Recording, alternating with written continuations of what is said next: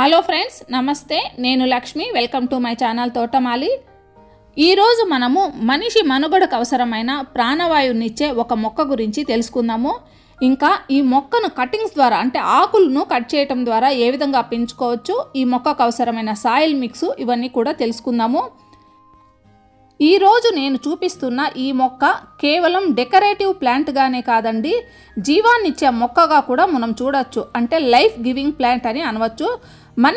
మనిషి జీవానికి అవసరమైన ప్రాణవాయువు అంటే ఆక్సిజన్ను ఉత్పత్తి చేసే ఈ మొక్క గురించి ఈరోజు పూర్తిగా తెలుసుకుందాము. ఈ మొక్కనే సాన్సేవిరియా లేదా స్నేక్ ప్లాంట్ అని పిలుస్తారు. చాలా తక్కువ నీరు మరియు తక్కువ సూర్యరశ్మి, తక్కువ మెయింటెనెన్స్ మాత్రమే ఈ మొక్కకు అవసరము. వాస్తుశాస్త్రం ప్రకారం కూడా ఇంట్లో ఉండే అత్యంత పవిత్రమైన మొక్కల్లో స్నేక్ ప్లాంట్ ఒకటి.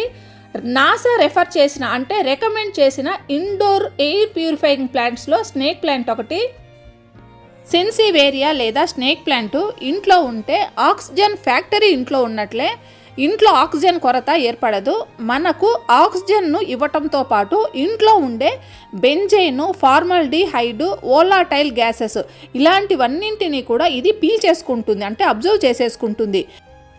ఇంకా చెప్పాలంటే మన ఇంట్లో ఉండే బ్యాడ్ స్మెల్ను ఇది పీల్చేసుకొని మంచి ఫిల్టర్ చేసిన ప్యూర్ ఆక్సిజన్ను మనకి ఇది రిలీజ్ చేస్తుంది. అందువల్లనే ఈ ప్లాంట్స్ ఇంట్లో ఉంటే ఆక్సిజన్ ఫ్యాక్టరీ ఇంట్లో ఉన్నట్లే. మీరు అనవచ్చు ఇల్లు నీట్గా ఉంది, శుభ్రంగా ఉంది, చక్కగా ఉంది, ఇంట్లో ఎలాంటి గ్యాసెస్ లేవు అని. కానీ అందరి ఇళ్లల్లో ప్లాస్టిక్ వస్తువులు డెకరేటివ్ ఐటమ్స్ రూపంలో ఏదో ఒక రూపంలో ఎక్కడో ఒక చోట ప్లాస్టిక్ ఉండనే ఉంటుంది. ఇంట్లో ఎక్కడ ప్లాస్టిక్ ఉన్నా కూడా బెంజైన్ అనే గ్యాసు రిలీజ్ అవుతూనే ఉంటుంది. ఇంకా మనం చూడొచ్చు, మన కారు లోపల ఇవాళ రేపు ప్రతి ఒక్కరికి కార్లు ఉన్నాయి కదండి, కారు లోపల ఇంటీరియర్స్ అన్నీ కూడా సీటింగ్ లాంటివి, ముఖ్యంగా అవన్నీ కూడా ప్లాస్టిక్తో తయారైనవే. మనము నైట్ టైమ్స్ కారు డోర్స్ అన్నీ కూడా క్లోజ్ చేసేసుకుని మార్నింగ్ వచ్చి కూర్చోగానే మనకు ఒక బ్యాడ్ స్మెల్ లాంటివి వస్తూ ఉంటాయి.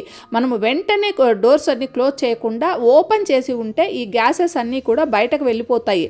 అలాగే మన ఇంట్లో కూడా ఎక్కడో ఒక చోట ప్లాస్టిక్ అనేది ఉండనే ఉంటుంది. అలాగే ప్లాస్టిక్తో పాటు ఇప్పుడు పెయింటింగ్ అనేది కూడా ఒక ప్యాషన్ అయిపోయింది కదా. ఈ ప్లాస్టిక్ అనేది ఈ పెయింటింగ్లో కూడా ఉన్నాయండి. ఇప్పుడు ఫ్యాషన్ యుగంలో ఉన్నాము. ఇంకా డోర్ల మీద కూడా పియు పాలిష్ అని వేస్తూ ఉన్నారు. ఇవన్నీ కూడా ప్లాస్టిక్తో తయారైనవే. ఈ విధంగా ప్రతి ఒక్కరి ఇంట్లో కూడా బెంజైన్ గ్యాస్ అనేది ఉంటుంది. ఇంకా రెండవ గ్యాస్ ఏంటంటే ఫార్మల్డిహైడ్. ఎక్కడ ఉత్పత్తి అవుతుంది అంటే ఇంట్లో వంట చేసేటప్పుడు వంటలో మనము నూనె వాడుతాం కదా, నూనె లేదా నెయ్యి లేదా రిఫైన్డ్ ఆయిల్, వీటిల్లో ఏదైనా కానీ బాగా వేడి అయినప్పుడు లేదా బాగా డీప్ ఫ్రై చేసుకున్నప్పుడు వాటిలో నుంచి వచ్చే పొగ, ఇందులో ఫార్మల్డిహైడ్ ఉంటుంది.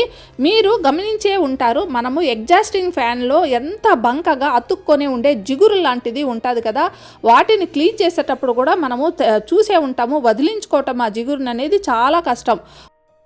ఒక్కసారి ఆలోచించండి, మనం వాటిని పీల్చుకున్నప్పుడు మన లంగ్స్ పరిస్థితి ఏంటి, అవి ఏ విధంగా ఫిల్టర్ చేసుకోవాలి, వాటిని ఏ విధంగా కాపాడుకోవాలి అని.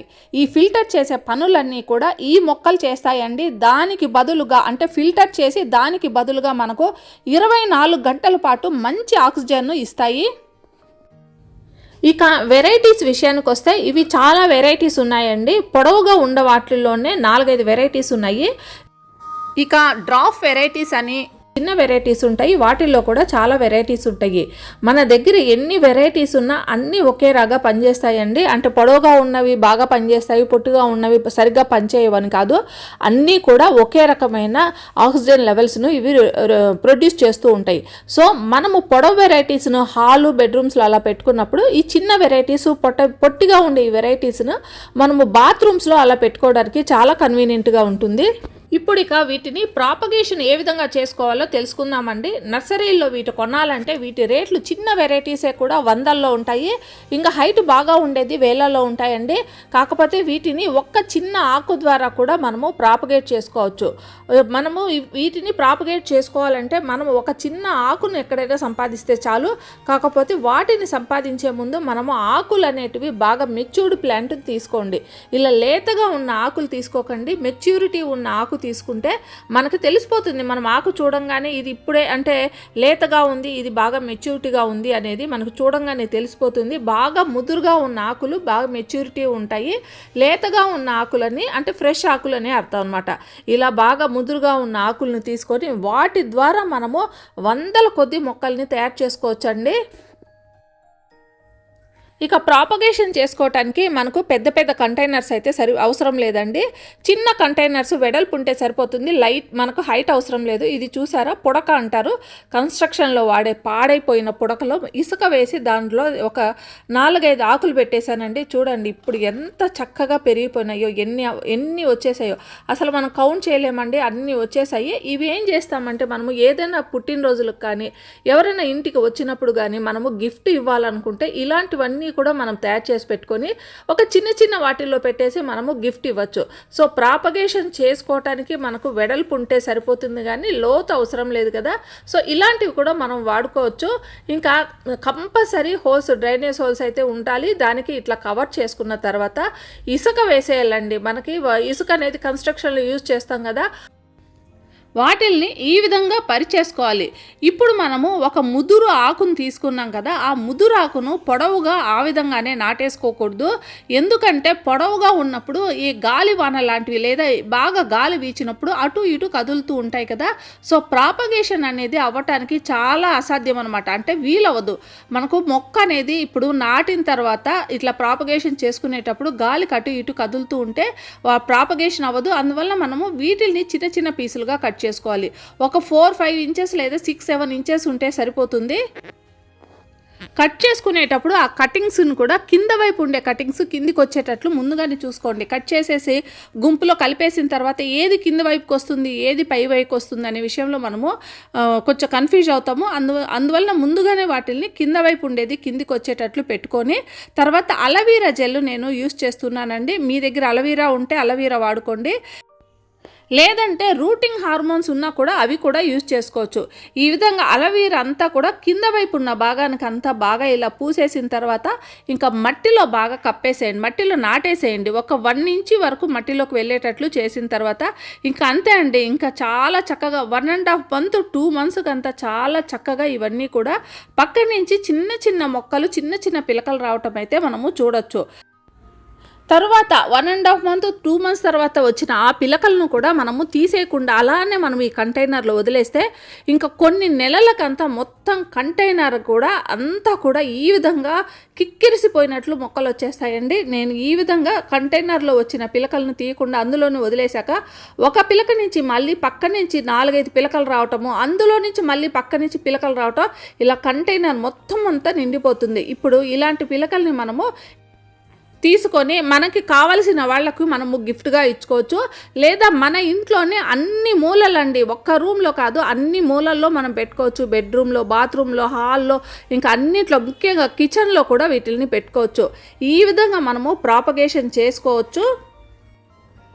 పొడవుగా ఉన్న వెరైటీస్ కాకుండా ఈ పొట్టిగా ఉండే వెరైటీస్ను డ్రాప్ వెరైటీ అని అంటారు కదా. వీటిల్లో ఒక వెరైటీ చూడండి, కొంచెం రేర్ వెరైటీ, ప్లస్ వీటి కాస్ట్ కూడా ఎక్కువగా ఉంటుందండి. ఒక చిన్న కటింగ్ అంటే చిన్న కొమ్మ ఒకటి నేను సంపాదించుకున్నాను. దాని ద్వారా ఇప్పుడు మొక్క ఎంత చక్కగా తయారైందో చూపిస్తాను చూడండి. ఇది చిన్న ఎట్లా ఉంటుందంటే ఒక ఫ్లవర్ లాగా ఉంటుంది అనమాట. పక్కనే మనకు ఇవన్నీ వచ్చేసి ఆకులన్నీ వచ్చేసి చిన్నపాటి ఫ్లవర్ లాగా ఉంటుంది. దీన్ని ఈరోజు ఈ కంటైనర్లో నాటుకుంటున్నానండి. ఇంకా మనకు ఈ విధంగా మనకు పిలకలు వచ్చిన తర్వాత ఆ మెయిన్ స్టెమ్ ఉంది కదా, ఆ స్టెమ్ని తీసేసి మళ్ళీ నాటుకుంటే మళ్ళీ ఈ విధంగా ఇంకో మొక్కను తయారు చేసుకోవచ్చు.